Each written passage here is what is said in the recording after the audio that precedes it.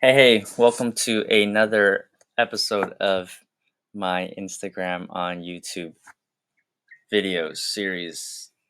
Today's is a good one. I like this story. It's about my BJJ journey. So, I first started, I was first introduced to BJJ in Brazilian Jiu Jitsu in 2012 when I just left West Point. I was like, "Fuck this! I'm not doing this anymore."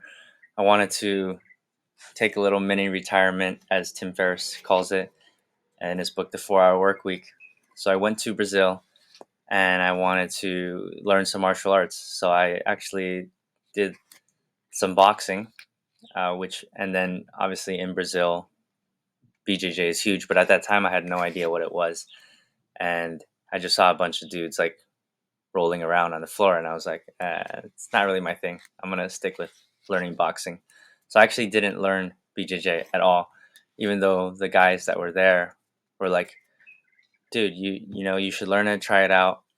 Um, I was, I think, 20 at the time. Like, I wish learned it at 20, and whatnot. And I was like, so I think I took like one class, and then I didn't enjoy it, so I didn't pursue it.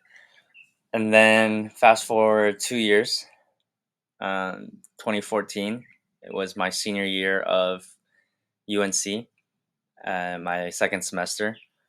And again, I thought, well, I'd like to pick up martial arts again. I kind of stopped in between.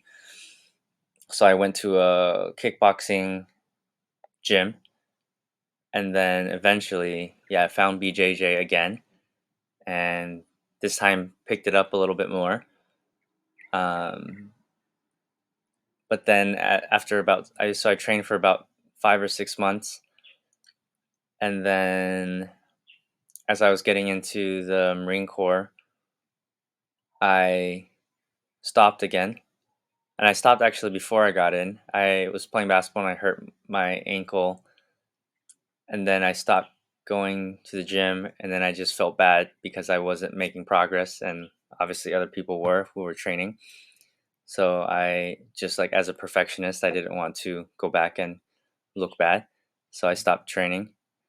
And then in the military, um, especially out in 29 Palms, I just, was tired by the end of the day. The weather, it was either really cold or really hot, and I just made different excuses.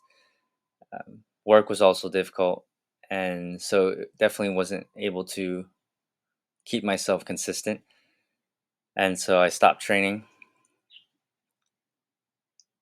until eventually I got to Thailand during the pandemic, and at 28 years old, finally picked it up again and have managed to stay relatively consistent since then, since about May 2020.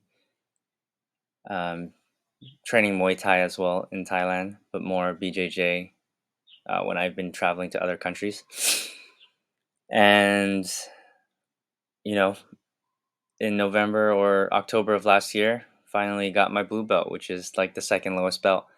And part of it is because I, trained in different places and moved around a lot, um, and had such a big time gap. And I'm more like, I'm not a world class competitor, but I'm a little bit more on the competitor side. So I don't want to just be given a belt that I don't feel that I deserve. Although it's not really up to me; it's up to the coach. But anyways, so I guess I was promoted pretty late, given my skill level. But still, it all in all, if you count my initial first exposure to BJJ, it was like 10 years, like right 2012 until 2022. And then when I first really like took the training in 2014, my senior year of college, it was 8 years. And obviously that's a super long time. And, a part of me does wish, like, man, if I had just started at even at 20, right, or 22, you know, I would be uh, much more advanced. But at the end of the day, like all things, I definitely can't change the past. And it's just a reminder for me that this is, this is life, and it's a good representation of my life, because I do judge myself a lot on how long things seem to take me, whether it's, like I say, whether it's BJJ, whether it's entrepreneurship, whether it's overcoming addiction, specifically alcohol, through much of my 20s, or just certain life lessons in general, certain wisdom that I know intellectually but don't actually embody. And, just the whole roundabout learning, figuring things out in my 20s, sometimes I judge myself a little bit for that. And, you know, what I've realized, or I'm choosing to believe, is that it's all part of the process. There were always lessons there, and in many ways it's benefiting me to have gone through this experience, because then I can relate to others who might also feel this way, who are hard on themselves, or who feel like, sometimes we sabotage ourselves, and, maybe there's some guilt or some shame associated with not reaching our potential. But that's what the journey is all about. It's about forgiving ourselves, and about our ability to transform, and finding redemption. So yeah, it's one small example, but I feel that at the end of the day, it is something that has helped me and has shaped me. So I all I can do is be grateful for, rediscovering this beautiful sport and martial art, the way that I have, and, you know incorporate it into my life as I have done, and, embrace the journey that I'm on. And I think that's, another beautiful part of BJJ, is that you can literally, like, train and compete at any age, basically, like up till like 80 years old, from when you're 5 to 80, because they separate competitions by age, by weight, by skill level, by belt level. And so everybody's journey is different. Some guys are lawyers or doctors, professional businessmen who discover it at 50 or 55, and have their personal journey with it. And so, you know, I'm I'm able to learn it before that age.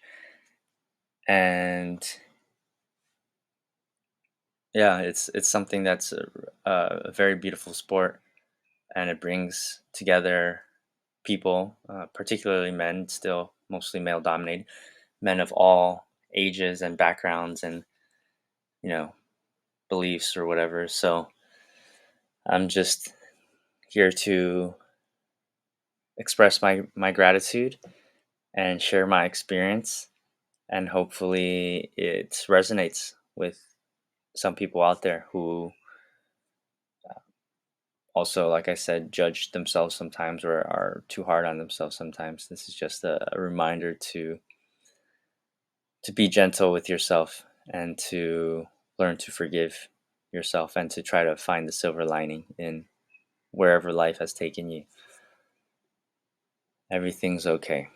So that's that's what I wanted to share with this video and with this post.